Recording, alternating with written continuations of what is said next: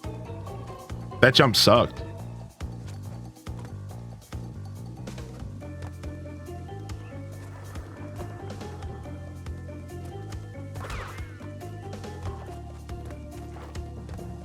Like, I might have wanted to use the momentum of the lift, I guess, but didn't feel good. Didn't feel intuitive. Oh, I slipped off the edge there. That's no good. You want to get weary when games give extra lives? Yeah, as you should be. We might as well as reset here.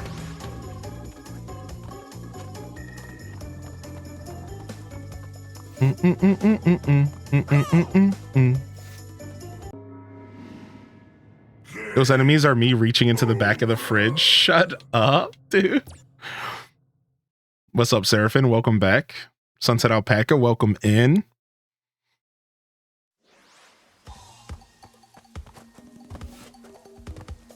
Yeah, that was a good run, for sure.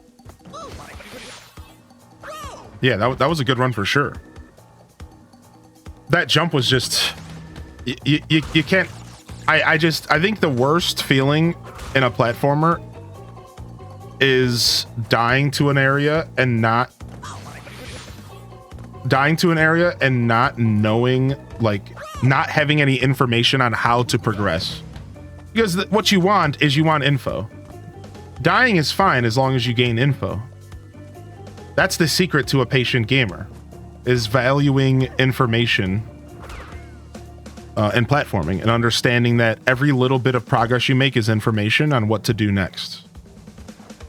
That's how you see like Kaizo Mario players succeed, because every death is just more information gained. But like, that's what I was saying, like, it's just frustrating when you get a death and like you gain zero information and you're just standing there like, okay, I have no idea what I was supposed to do there. But like, all I know is I'm gonna see that again later and it's gonna suck. So they gave me a free checkpoint that wasn't there before. So they're pitying me now. Now they're pitying me and they're giving me free checkpoints. They know I need them. The pity checkpoints. Dope.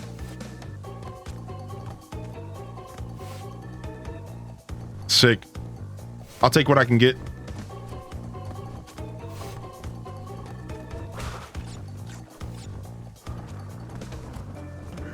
Okay, here we are again. Okay, I see it. I guess I am using the momentum of the elevator a little bit.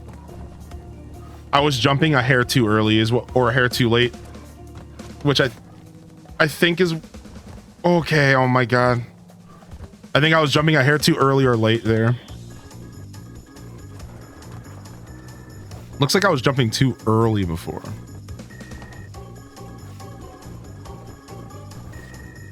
Okay. I was about to say that's not gonna work. I need to be on the platform before the stairs pop.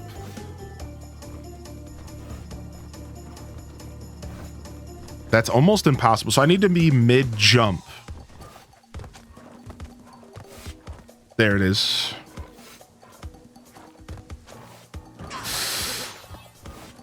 Nice. Nice save. The Ooga Booga saved us there.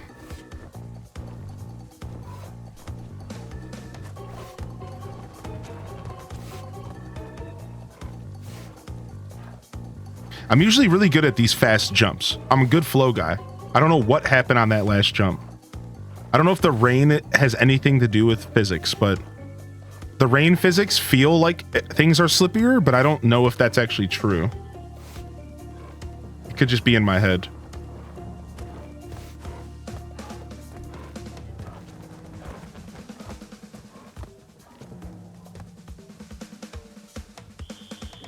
Pity points count? Heck yeah, they do, dude. I'll take some pity checkpoints all day.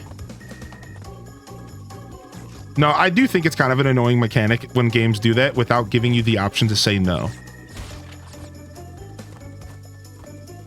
I will be honest. I do think that's lame. I think I should always have the option to say no to their pity. But sometimes it's important for game developers to do what they think's best for the gamers. and for your overall experience. So like, I get it. Like if they think to themselves, we need to do this to make sure that modern players aren't like quitting before they even like reach like real, you know, like difficulty. Like a lot of more players would probably struggle. But like, I get it. I try to think, when I think about game developers doing stuff like that in games, I try to think about where they're coming from.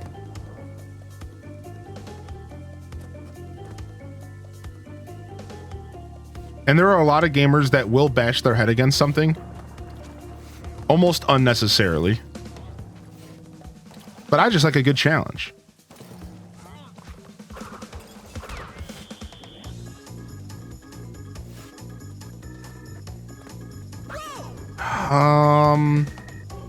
I should have just, again, my patience slowly dwindles. Like I should have just stood there a little bit longer and just seen what I needed to do, but I just kind of winged it. But like you just get to a point in this game where you can't really just wing it anymore. And that's a big problem for me because I'm a wing it kind of guy. Like I'm very much a trial and error kind of gamer. But you get to a point in this game where you should not be doing trial and error. Like, because you don't have any room for error. Yo, we'll see you later. Enjoy your work, Lurk Starfunks.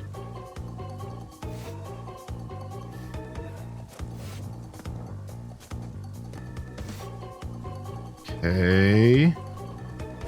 This is purposefully super funky.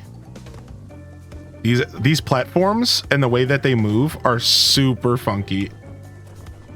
I like it, but it's nerve-wracking.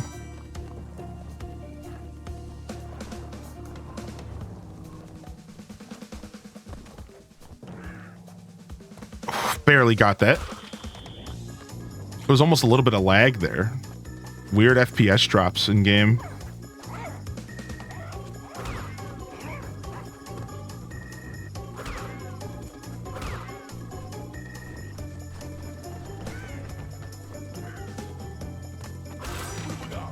Nice.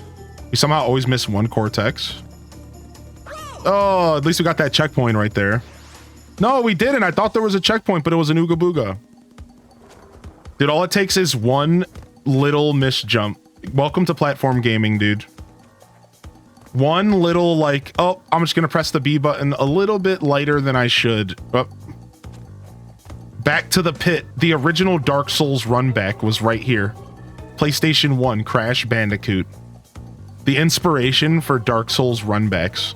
Dark Souls gamers think they're so cool. Oh, we play the hardest games of all time. Have you played Crash Bandicoot by chance?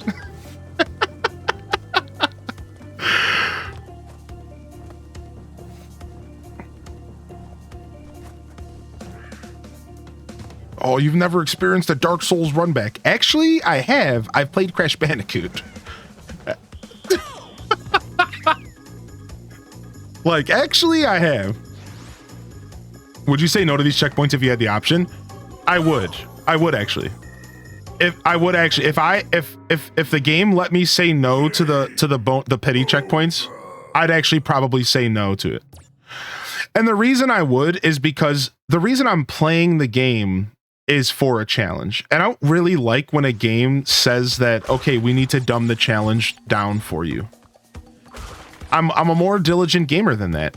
You know, I think even just playing this game as long as I have today, like, proves that. Like, I'm a very patient gamer, and I would prefer to just take a break. That's what I would do. Like, if I get to the point of I can't do something, you just take a break and you come back later. That's worked my whole life, dude. My whole life. Anytime I couldn't beat a video game, if I just took a break and come back later, I would come back and I'd beat it again. My whole life, dude. Rarely was there a game that I couldn't just take a break and come back and beat later. Like, there's a couple out there, but... So yeah, like, I would prefer to just have the option to, like, actually be challenged fully.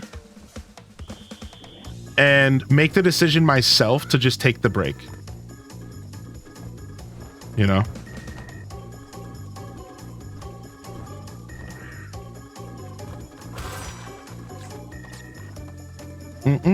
Good question though, yeah.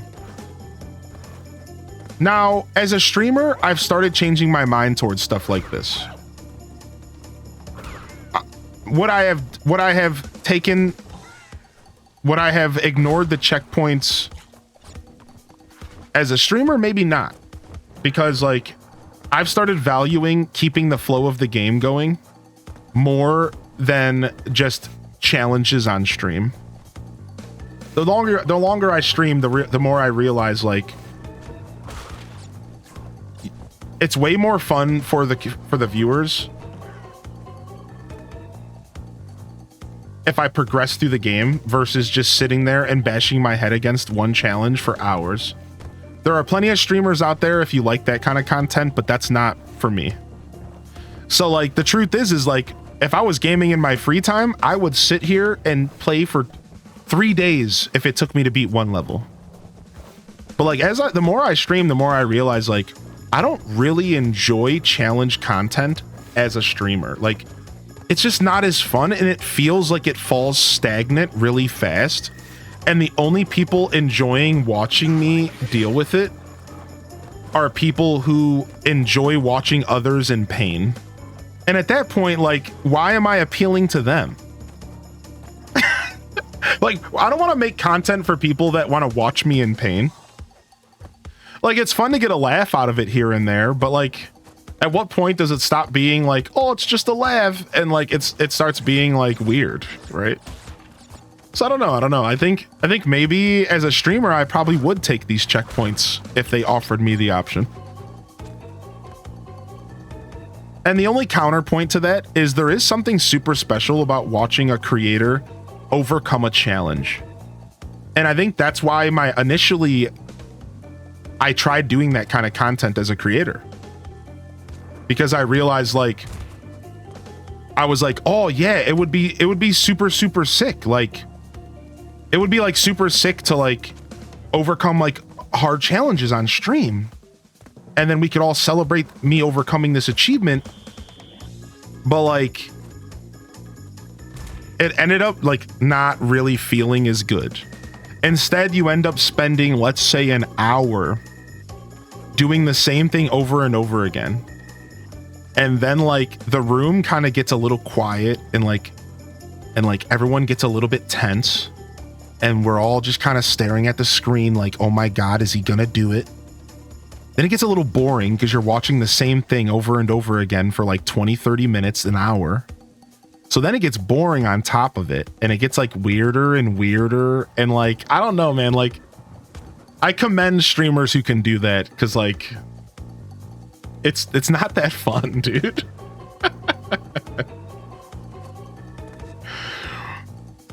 It gets weirder and weirder. I think bigger streamers have more success doing that kind of content because there's no shortage of like interaction. So I think like if I was a bigger creator, that stuff would be like a little bit more fun because like there's no shortage of interaction. There's always somebody in the chat in a massive stream. There's always the chat's always moving to some extent. So like it doesn't feel as stagnant. Whereas like as a bit of a smaller creator, you kind of feel the tension in the room. And I think that's like an uncomfortable feeling. It really is. It's more uncomfortable than it is entertaining.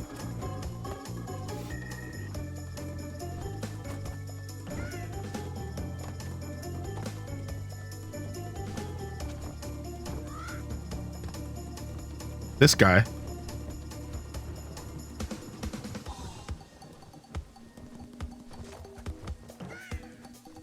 Nice. Whew. All right, this is where we fell last time.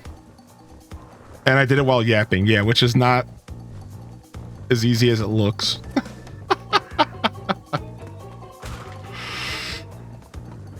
No, we got here. This is where we were.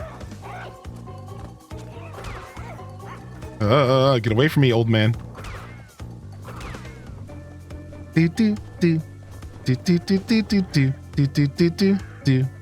This.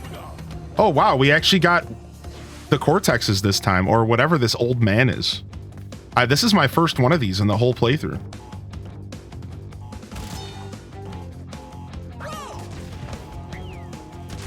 They look like Jafar in disguise. What is this?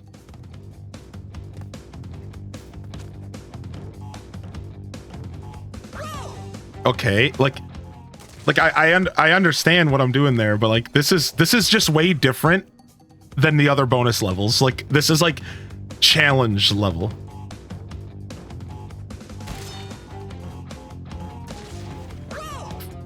The devs being mean, but like really mean, dude. I like this. Ooh, nice. Got some new books coming in, Gabby.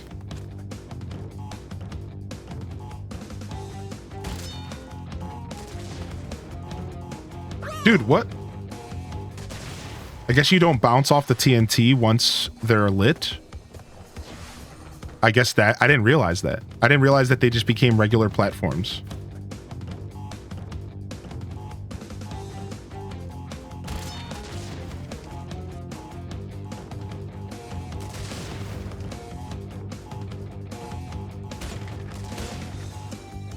Dude, what am I see. Dude, all right. We're grinding this out. We're making a progress. I mean,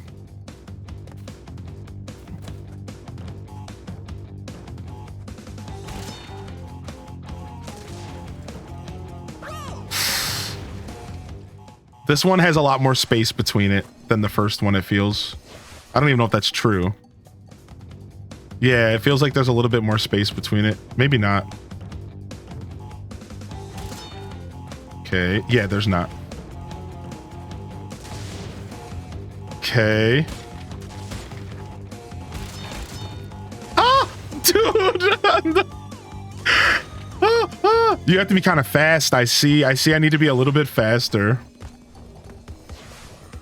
Can we cuss? Yeah. You guys, chat, you guys are always allowed to be yourself. Yeah, we don't run a PG show or anything here. So my philosophy is I let my chat be themselves. You guys do whatever. I just keep things professional because I think that's where I want my show to be. So the reason you guys don't hear a lot of curse words out of me isn't because I'm looking to like, you know, appeal to any specific audience. It's just because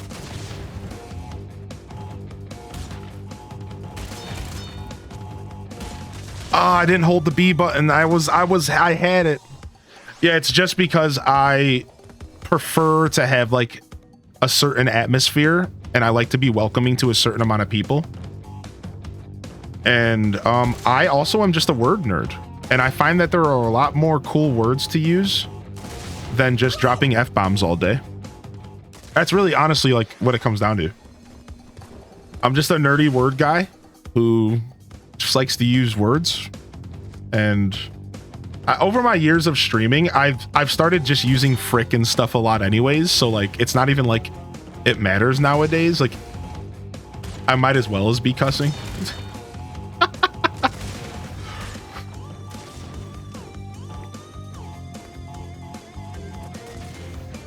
I had it. I had the right idea and everything. I wonder if I could just bounce block over there. Like, I wonder if I can just bounce block versus jumping on top like that. Yeah. So anyways. Yeah, you guys can be yourself here always. You know, the way I say it is there's a difference between saying F you to somebody and there's a difference between just dropping an F-bomb in the chat and like having fun. Right? You know, as long as you guys aren't being aggressive to one another or you're not calling somebody out of their name. Like, yeah, whatever, man. My rules of this chat are as simple as nothing overly sexual towards another member. An innuendo here and there is fine. I make them too. Nothing overly sexual towards another member of the community. That will be the quickest way to get your ass banned here. That's weird. Don't be a weirdo. Nobody wants to be. No, we're not here to flirt. We're not here.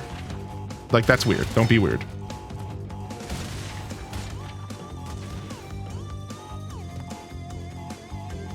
Okay, I think I need to jump from the TNT block. We're so close. You know, and then no cursing or aggression either.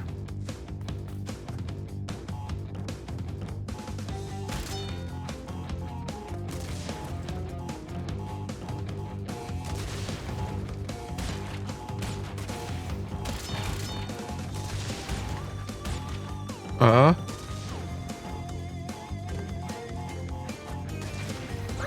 I supposed to just use the bounce? Maybe I'm supposed to just use the bouncing block here.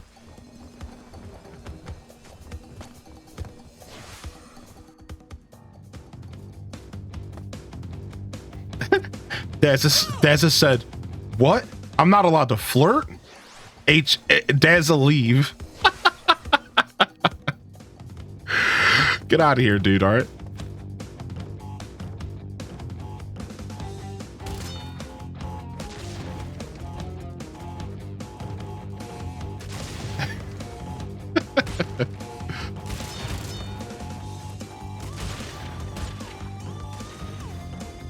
Frick.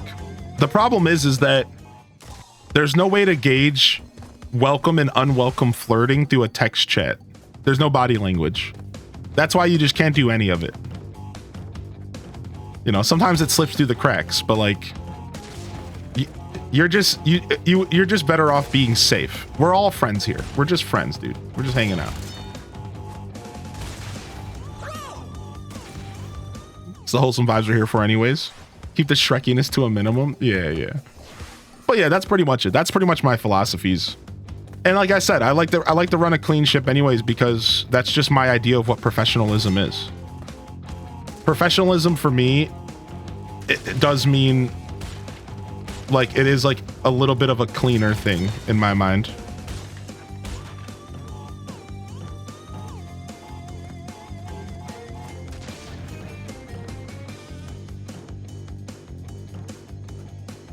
Dude, what is this, dude?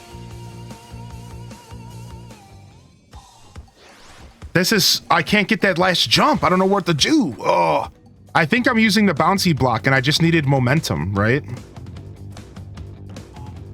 I think I'm going for the bouncy block and I just need momentum.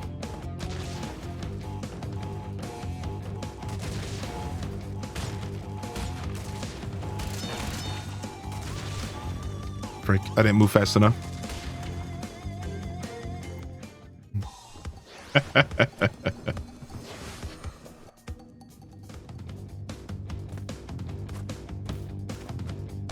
The truth is that I don't even have rules really written down anywhere because it's just a vibe check for me. I'm basically like Twitch. I'm basically like Twitch runs for its streamers. Instead of telling you exactly what you can or can't do, I just a vibe check. If I'm in the mood, I'm going to tell you not to do something. And if I'm in a different mood, I'll tell you to do something else. You know, like whatever, dude. I try to be fair, but that's about as far as I go. I think I have rules written down somewhere, actually. Jokes aside. Something about being kind to each other. No discriminatory action. Nothing discriminatory. I don't know. I don't have many rules, though. No self-promotion. The mods do the promoting here, not you.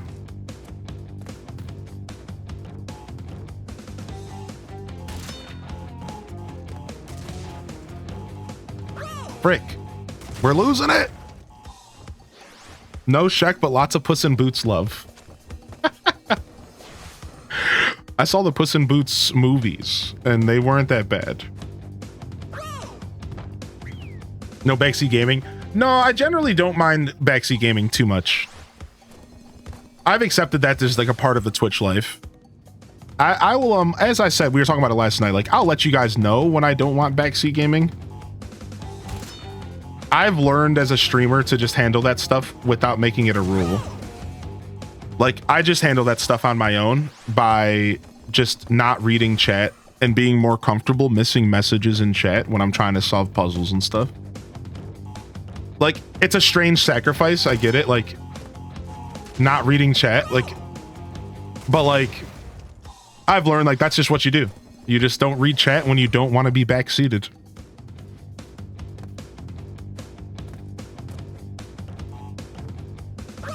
Frick. A lot of streamers are really harsh with backseating and spoilers, which is understandable. Yeah. I just, I have pretty peculiar philosophies as a streamer. And I've realized that those are very different than a lot of other creators out there. So my rules here are kind of different, like to the point to where I wouldn't ever take what you learn here to another stream, because like most likely, more than not, you're going to show up to another stream and you're going to run into a completely different set of rules than how we run stuff here.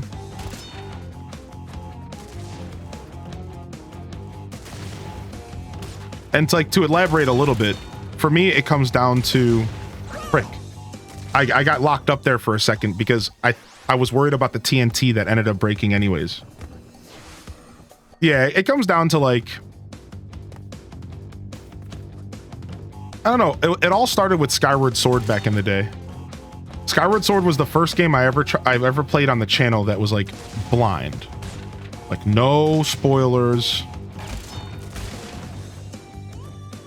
And I realized in that day that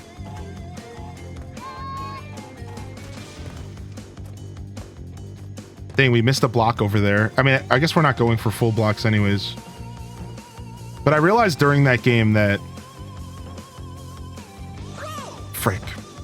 I realized during that game that like if I wanted to do some kind of playthrough with like no spoilers and back seating, like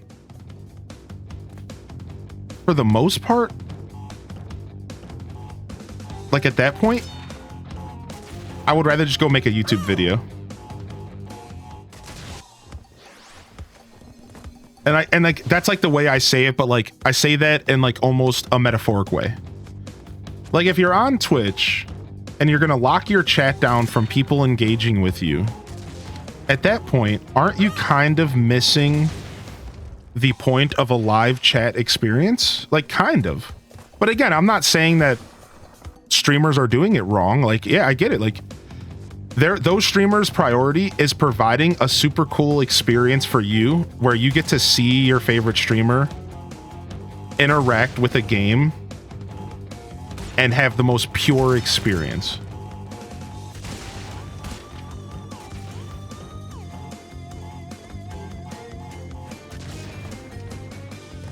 It's like, whereas I prioritize like passion and excitement and like when somebody comes into my chat, that little bit of hesitation in the sky, this jump feels kind of impossible.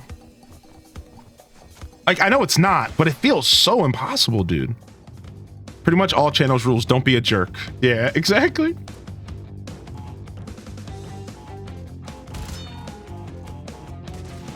Frick. Do you have any games you do have streamed that you still play offline? Oh, sure, all sorts of stuff. New Horizons is the best example. I play New Horizons offline all the time. But yeah, that's what I like to prioritize here. That's what you guys get from me. Because I like to prioritize the interactions. For me, there's nothing cooler than having a viewer come into chat so excited that I'm playing their favorite game that they can't contain themselves and they want to share why it's their favorite game, or like they're watching me play and they're so excited about the fact that they're like somebody else is loving their favorite game that they can't help but accidentally like say something that like is like maybe on the side of like spoiler or like backseating, like, oh man, there's this really cool secret, do you know about it? Like, I think that is like, that's Twitch, man. Like, that's the passion, dude. That's the fun. That's what I like to prioritize. I like those types of interactions. I think that kind of stuff is super cool. And I decided a while ago to trade that for frick. Oh, I didn't realize I can get on top of that. Is your chillness something you've actually worked on, or is it natural? I ask because it's not a norm among streamers. I mean, I guess it's pretty normal. Generally speaking. I'm like a 90% chill, like 10% anxious existence is pain kind of guy. I'd say generally most interactions with me are going to be chill and like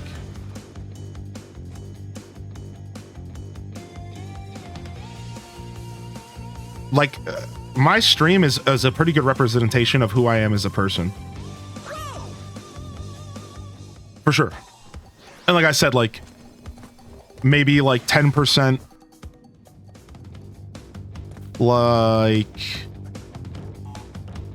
anxiety and like anxiousness that can cause sometimes like bad interactions, right?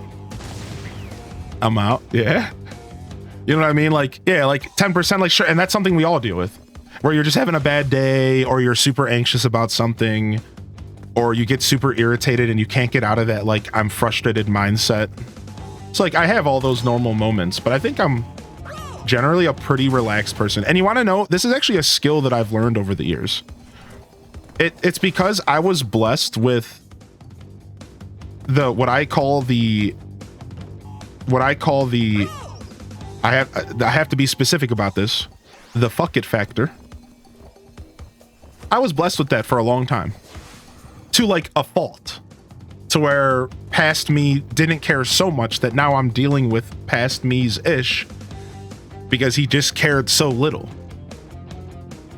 Like, so that is a skill that I've honed over the years,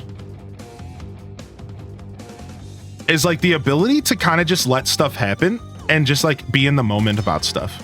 And I'm serious, dude. I see a lot of people struggle with this, dude. I see a lot of people who can't just like let stuff happen, like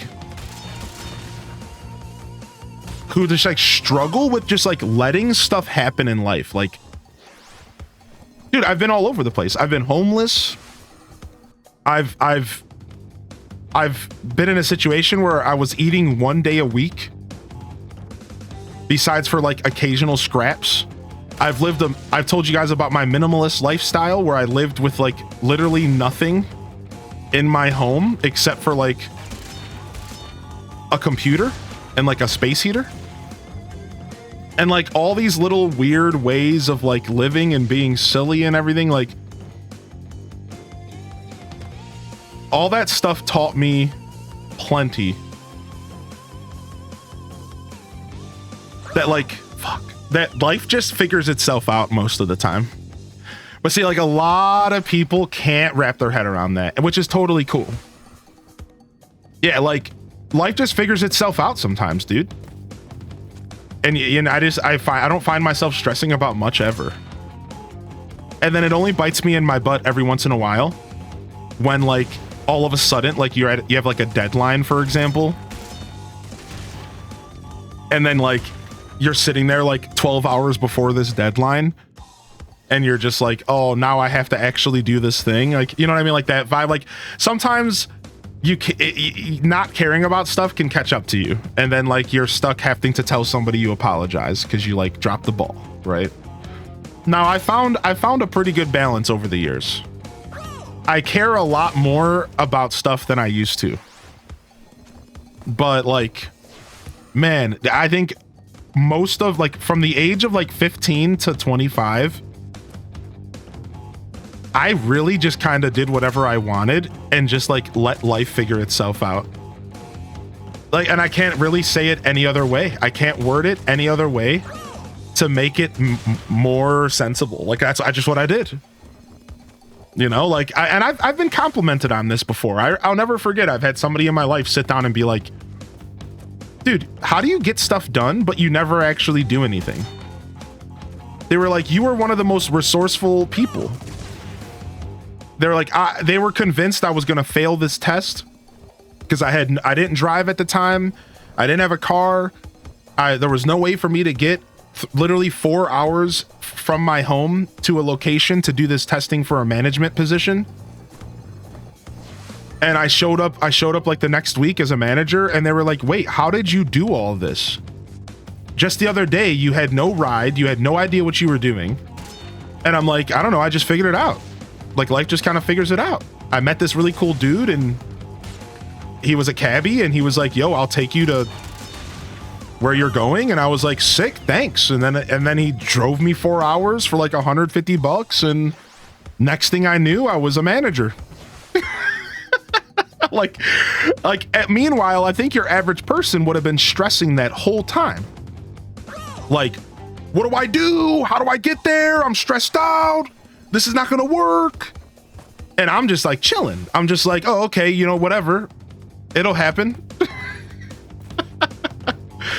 That's the kind of brain it takes to be a streamer, though. If you really think about it, if any of you have never worked your own like job or like ran your own business or ever done contract work, you might not understand, but like the life that you live as a streamer full time is kind of like, and this sounds like a little bit like over dramatic, but it's true, is tomorrow is not guaranteed at all. Me getting a paycheck tomorrow is actually not guaranteed at all. In a weird way, at all. It's like a very frivolous life of just like, and your average person would be just like worried the whole time. Like, will I be able to pay my bills 6 months from now? Right? So it's like, you have to like, if you don't have the ability to kind of separate the stress and anxiety and just kind of live your life and like hope that things work out for the best and put your best foot forward every day to just kind of make it happen. Whereas like, I think your average person in my position would be stressed. They would be stressed. They'd be sitting here like, how? Like, what am I supposed to do? How am I supposed to live? I don't even know like what like you can't budget on my salary, right? Some months I can make a whole 20-30% less than I made the last month. Really think about if your paychecks were so unstable that at any point you could have a month where you get half of the money that you made last month. Think about that. 50% of your check just gone the next month. And you're just like, oh, okay, I just have to adapt. And so you never have any consistency in your journey. And you just have to kind of accept the unknown that tomorrow I could just wake up and like have to go find a regular job again. And it's just like, all right, whatever. Like, I'm going to do everything I can to make sure that doesn't happen. I love what I do every day and I'm blessed. But you know what I mean? Like, I feel like that's kind of part of this conversation because like, yeah, like that's just like, I think that's one of the reasons why being a streamer worked out for me, because I was able to like just kind of say F it and just like go for it. And I just dropped everything in my life. It just took the pause. Look, I told you guys, the break works every time. Literally just pausing the game for 5 seconds. The break works every time. You just need to take a break. Boom, done. Took a break, got it. Nailed it.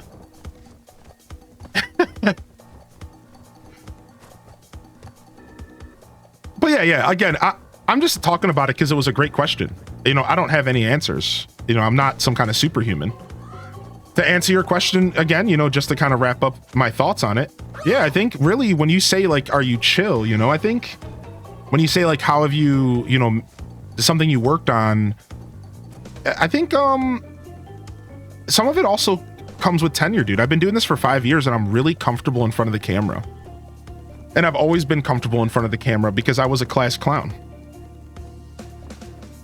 So I was the dude who always had attention on him and loved it. I was the Gerald of my friends group. Gerald from Hey Arnold. I was the storyteller. When I opened my mouth, people would gather around me naturally. I swear, dude, this happened my whole life. Like if I was at a party and I started telling a story, all of a sudden, half the party was in the living room. So then I'd go to a different room and then I'd start telling a story an hour later and then half the party would be in the different room. And I'd be like, stop, leave me alone.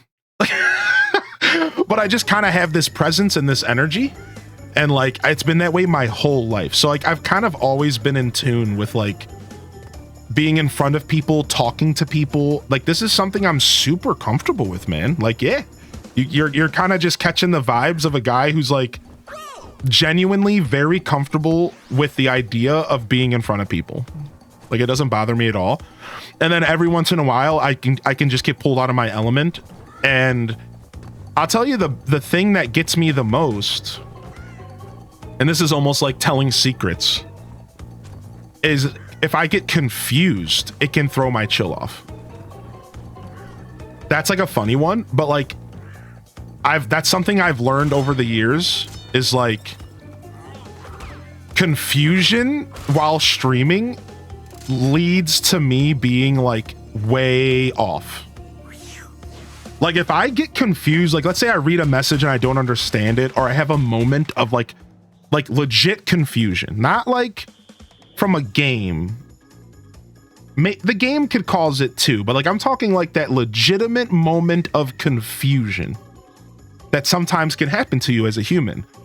If that happens to me in front of people, I get super embarrassed, I get super clammy, and my anxiety spikes through the roof, like through the roof.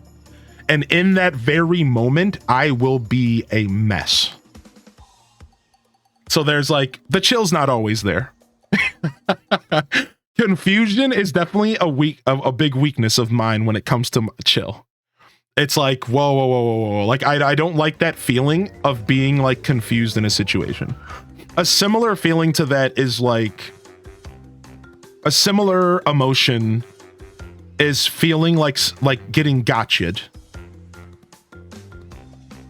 Like, I'm okay with being the butt of a joke, but I don't like being the butt of a joke that I don't know you're joking.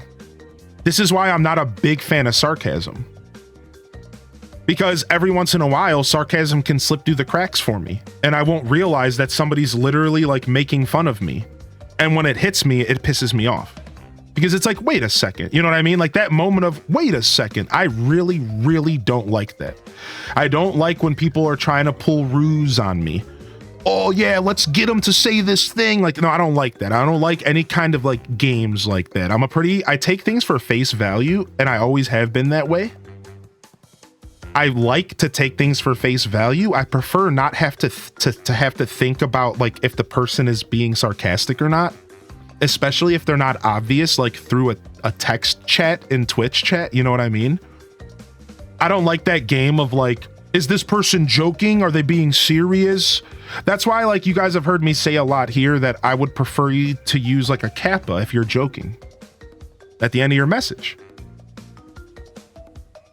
Right? Like using a kappa or an emote or something really helps, because I'm going to read your message for face value. So it's like, it's really nice if like you are trying to make a joke or poke fun at me, that you make it clear that you're being joking and you're joking and you're being lighthearted, because it's so hard to identify that, especially again through Twitch chat and then for my brain. You know what I mean? Like I've never been diagnosed for anything like too heavy on the spectrum, but I'll tell you right now, the way that I interpret sarcasm sometimes definitely feels like that part of my brain is somewhere on the spectrum. You know what I mean? Like it's not my favorite thing, because it feels so cheap when it's a joke, specifically when it's a joke about you. It just feels cheap. It's like, because I am going to take your message for face value, you know, like, and I feel like I'm not doing anything wrong by doing that. So why am I being punished? You know what I mean? Like that doesn't feel fair to me. And that's like one of those interactions in life that I've never liked. It's like, it just doesn't feel fair to me. It's like, I'm just reading your message for face value, and then all of a sudden I look like it feels like my pants just got pulled down in front of everybody, and I'm just like, wait a second, like, whoa, like, you know what I mean? So like that's not my favorite interaction for sure. Oh, sometimes I need to identify that I'm attempting to be funny. Yeah, I think that helps a lot with Twitch chat. Again, mostly talking about Twitch chat, but also leaning a little bit into my personal journey growing up. I struggled with it a little bit in real life too, but see, I'm a huge body language guy. So body language fixes everything for me. I can read body language really well, and energy. So like in person, I've never really had too many problems with like jokes and sarcasm. Twitch chat changes the game though. I have no body language. I don't know what you're saying to me. I don't know what your face looks like. And for me as an individual, that is probably the hardest thing about streaming, because it's like, like I don't know how to interpret a message, you know, and I have to go off my own feelings. And dude, sometimes your body lies to you. You know, like you could read a message and the first instinct of that message is, what'd you say to me? not even realizing that the person's like talking about something else completely. And like, it's tough, you know? So I will tell you, streaming has taught me a really, really useful skill. I don't jump to conclusions at all nowadays, or rarely. I'm blessed. I think that's a skill that everyone could use in life. The idea of like not jumping to conclusions ever, never letting your emotions and never letting your like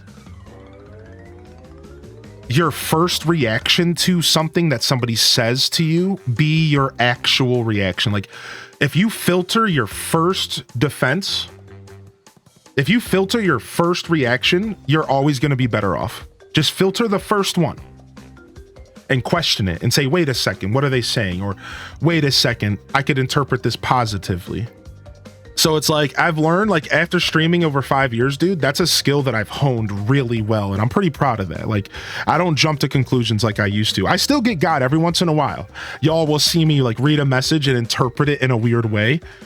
It happens sometimes, but I feel like over these years, I've gotten really good at just kind of doing my thing. So pretty proud of my growth. Like Dev Hour. Yeah, Dev Hour was funny. That Dev Hour was actually funny, but I was super embarrassed at the same time. So the Dev Hour one's a good example of like how I can take a joke really healthily. But I'll tell you that what was happening behind this gentleman's face in this clip, like I could tell you right now that like I was like a little flustered by it. Like, hold on. Where's this at?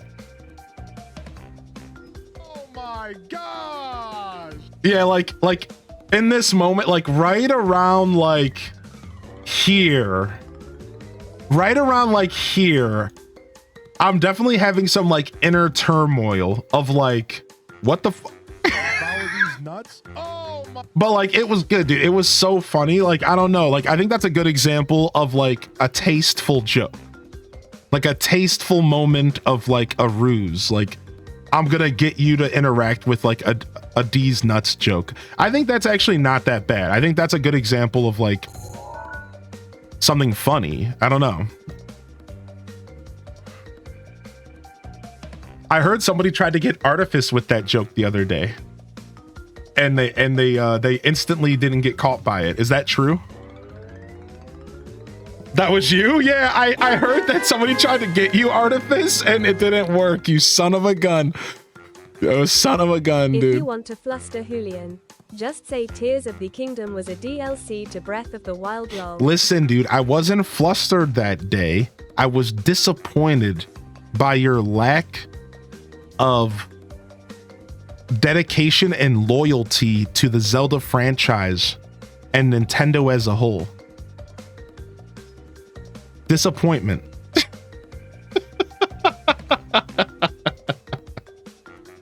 Okay, I was flustered, but just hear me out, dude. It was mostly disappointment.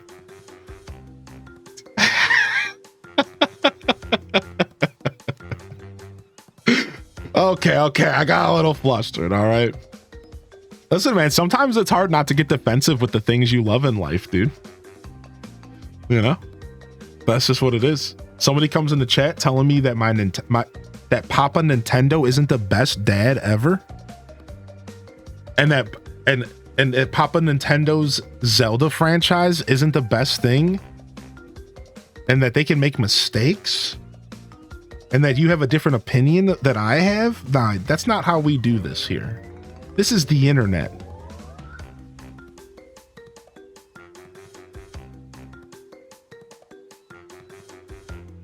Oh, Detective Rach, that's so messed up. Y'all are in trouble over there. All right, I'm good though. I think we kind of got close to the end of the game, but I think I'm good, dude. I'm done. That last level destroyed me. Like, I'm done. So I'm sorry, dude. I'm done. I don't even know. I think we're close to the end of the game. Are we? I think we're literally 2 levels away. I can't, dude. I have a massive headache. I should have took something like 2 hours ago. I honestly should have took something. Like, I'm going to take something right now. Like, I have a terrible headache. I tried really hard to push through that, but like, that sucked. That level destroyed me. I just spilled water everywhere. Yeah, I don't know what's happening anymore. Frick. Hold on, I gotta dry this water up.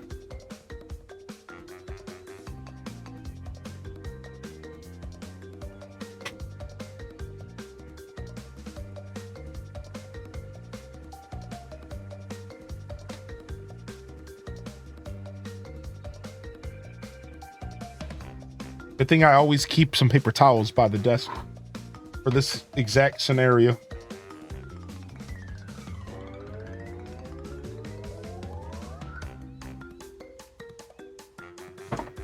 Gotta prepare for the worst as a streamer. Gotta prepare for the worst as a streamer. Yeah. No, I'm gonna take an ibuprofen. I really don't like to take over the countertop headache stuff if I don't have to, you know. That's why I pushed it, because I was kind of hoping that I would just feel better, but I don't. Yo, what's up, Quelth? Not the only reason for paper towels at the desk. Whoa. You're talking about the Kleenex box. That's different. Anyways, on that note, let's get out of here. Yo, beautiful. On the third day of Christmas, my true love gave to me 3 Crash Bandicoots, 2 Balatros, and 1 Garden Galaxy.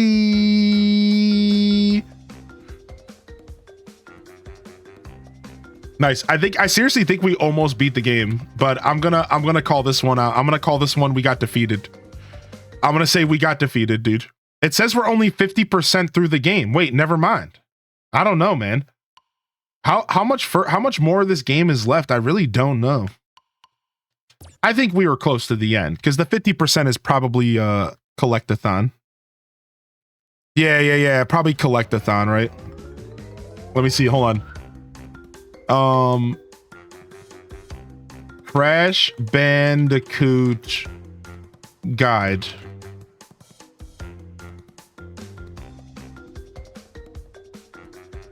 All right, let's see.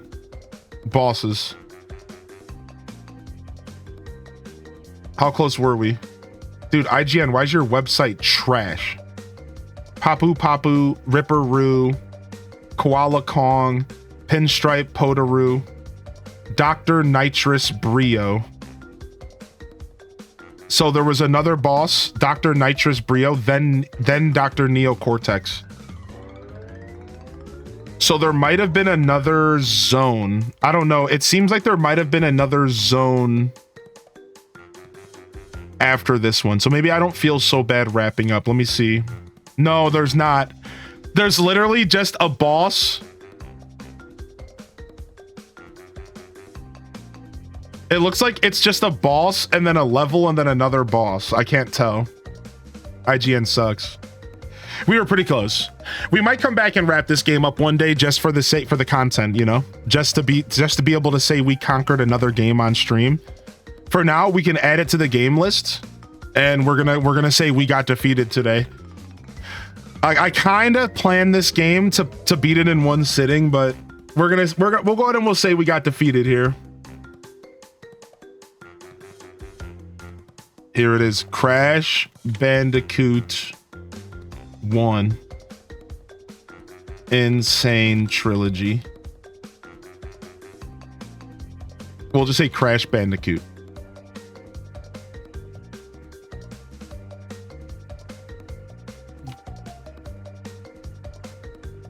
There it is, Insane Trilogy.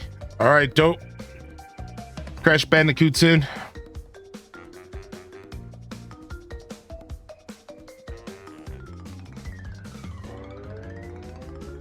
The game list has been updated. I've been working on updating the game list pretty hardcore. Yeah, DDV tomorrow. Dude, DDV tomorrow, it's gonna be dope. Let me get some ending music going.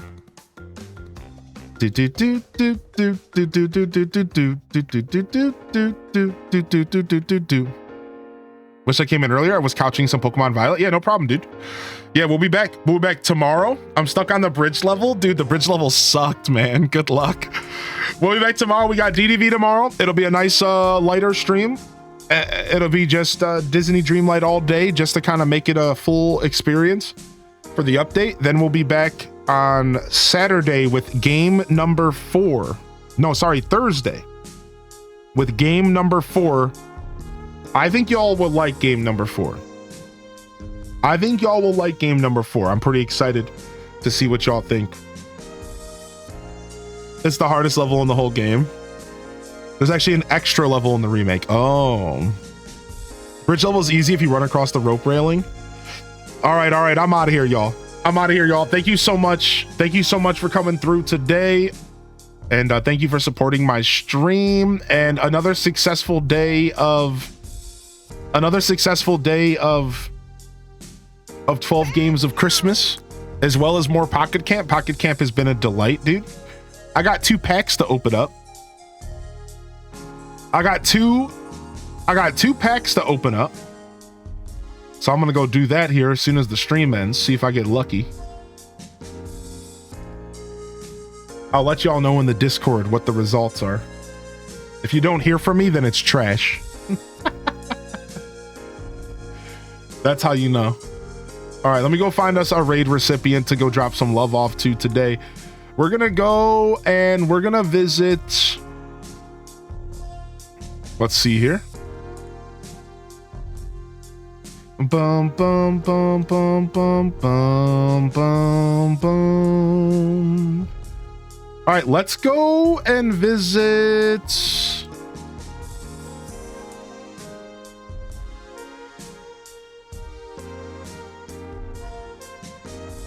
Do do do do.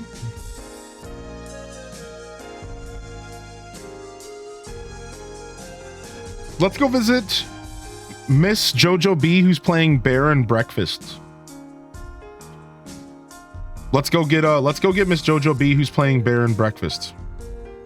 Let's go see what Bear and Breakfast is about. Go see what they're up to. If you guys want to check them out, this is Hylian Descent signing off from another wonderful Hyrule Gaming Group production. If I don't see y'all here tomorrow for DDV, I'll see you when I see you, fam. Don't forget to game on. And of course, as always, peace. Wrap it up and on to the next episode. Peace.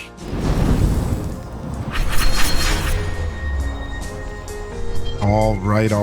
Thank you, everyone, again. I appreciate y'all understanding. Just a light little headache. I'm okay. I promise you, I honestly could have kept going, but felt like a good point to stop. So all is well. Beautiful 12 games of Christmas. We got a solid 5 hours of Crash Bandicoot in. That felt real good. Thank you, everyone, for coming out today. Have a great rest of your Tuesday. Enjoy the stream with Miss Jojo B. They're pretty awesome. Get yourself a raid message if you would like. We're going to say what's up to them. Love y'all and appreciate y'all. Honored to be a part of your daily routines. And I'm certainly honored to have you as a part of mine. But until next time, this is Hylian Descent signing off. Peace.